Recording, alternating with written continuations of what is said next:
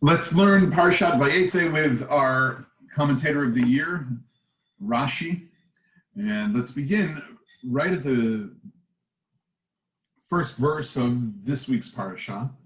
That is chapter 28, verse 10 of the book of Genesis. We'll go through and read verses 10 and 11 and talk about a very interesting Rashi on verse 11.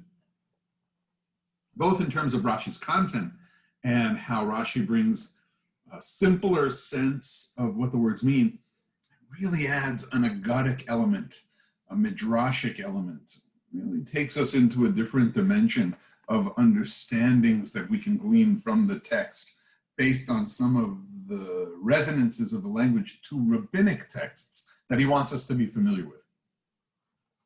So, Vayetze Yaakov mi Beersheva. Jacob flees from Beersheba after stealing the blessing from Esau, and his parents Isaac and Rebekah bless him with that covenantal blessing that he will carry with him. The promise God made to the Jewish ancestors will be in Jacob's keep. And he goes from Beersheba, Vayelech Charana. And there's that verb again, and he went, Vayelech, indicating a strong connection with that very first time that God told Abraham, Lech Lecha. So Jacob goes towards Haran. Vayifga b'makom, vayalen sham, kiva shemesh, vayikach me'avnei ha'makom, vayasem merashotav, vayishkav b'makom ha'hu. Wow, 3 times we hear the word makom, which is place, and also a kinui Hashem, one of the ways God is known. We hear the word makom 3 times in verse 11. Vayifga b'makom, he takes from the stones or the rocks of the makom, and he lies down in that place, makom.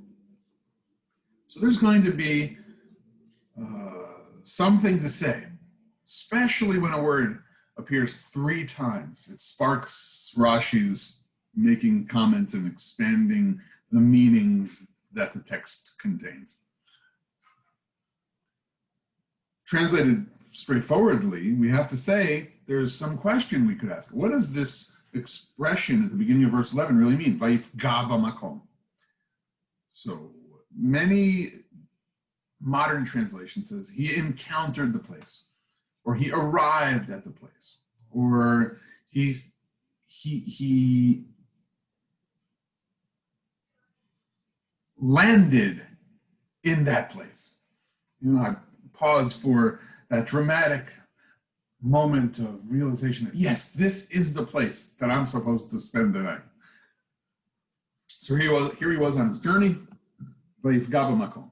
Rashi offers the following commentary on that verb and that expression of makom. Vayifga b'makom. He encountered the place. Lo yizkir hakatuv be'ezeh makom. The verse did not actually mention exactly where geographically that place was. Didn't name it. Ela b'makom hanizkar b'makom acher. But it means the place that has been mentioned elsewhere. Hu Har HaMoriah. That place is Mount Moriah. Shene'amar bo, as it said, Vayar et hamakom merachok. So we hear the resonance, the echo of the language used about the place that Abraham saw far off when he was bringing Isaac up the mountain. He saw that place, that mountaintop, that special mountain of God's dwelling, Har HaMoriah, which of course is in Jerusalem.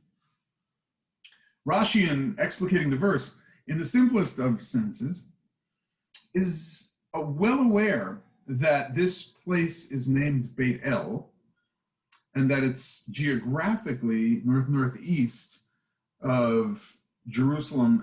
It's north of Beersheba, from which he left. And yet there's already a push in Rashi's first comment to explore the simplest sense of the text, to parallel it to the language of place in the Abraham story of the Akedah. And to say that Vayivka really means that he landed there with a sense that, oh yes, this is truly the place I was meant to be.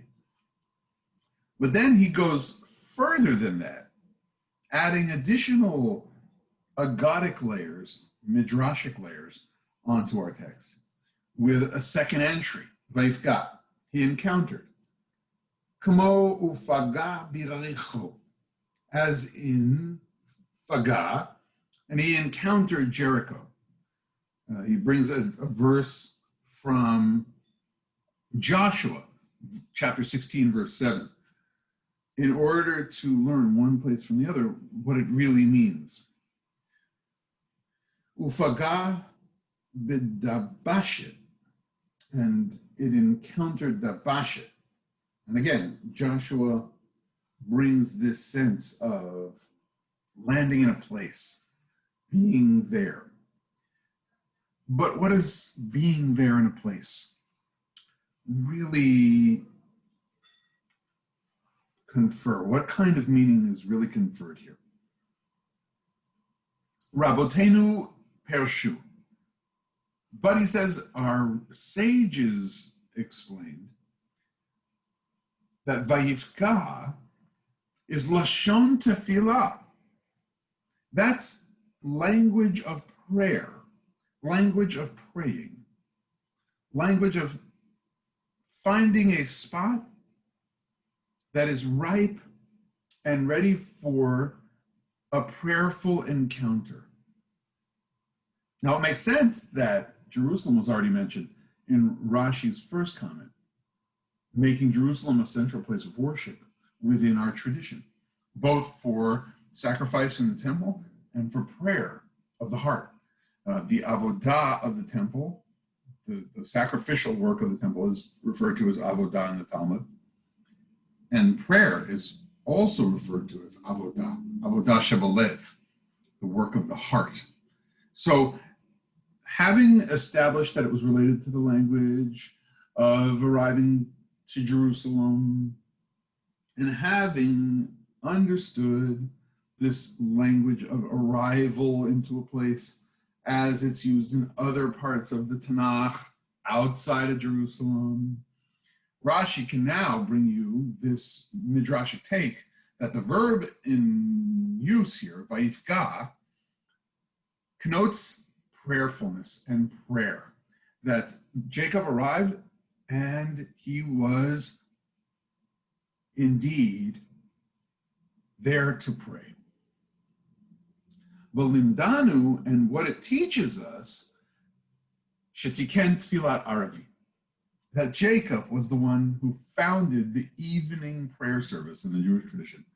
And that harkens, of course, back to a Gemara passage where the Avot Tiknun, where our ancestors established the three Jewish prayer services of the day: Abraham, the morning prayer; Isaac, the afternoon prayer; and Jacob, the evening prayer. V'shina hakatuv, and the verse deviated from standard wording, v'lo chatav v'yitpalel, and when it came to expressing the fact that he prayed, it didn't use the verb v'yitpalel that we might have expected if we are thinking about which Hebrew verbs are used to say someone's praying, and v'yitpalel or mitpalel might have been the verb we would have expected. Lilamdecha, to teach you, shekaftza lo haaretz, that the earth contracted for him. Meaning what? Meaning that he takes the idea of makom and he gives it a double meaning, even triple. Yes, we might have seen that the text is going to say that Jacob is outside of Jerusalem, and in that very place he finds prayer and prayerfulness possible, and he knows God is there, as he says, God is in this place and I did not know.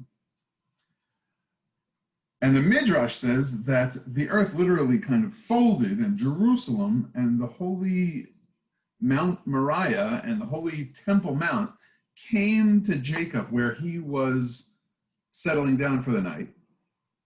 And that kind of geographical miracle happens.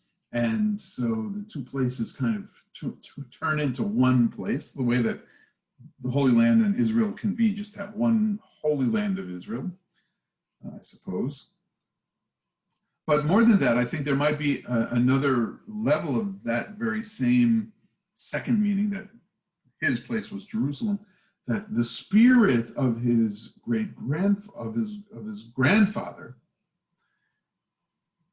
and the spirit of his father, when they had their incredibly high religious experiences there in Jerusalem on Mount Moriah, that he kind of took those experiences with him to this very place that he called his own, that he created his own stones, his own type of altar, a different kind of altar, an altar of stones that would, kind of be his place for evening prayer, but really probably the prayers of his heart as he lay himself down to sleep. And he put himself down on the stones of the Holy Land. And he poured out his heart. He poured out his worries. He poured out his hopes. He contended with the realities that he faced. His future, he didn't know what was going to be for his future. And yet he had this promise, this covenantal blessing that his parents had given him for the journey. And in that sense, Jerusalem was folded into this Beit El Jacob experience. And prayers, they rose, and his dream of the ladder extending from Beersheba all the way to where he was in Beit El, up to heaven. This was the kind of high order prayer that he could achieve, not directly in that geographical spot of the Temple Mount, but where he was in the Holy Land.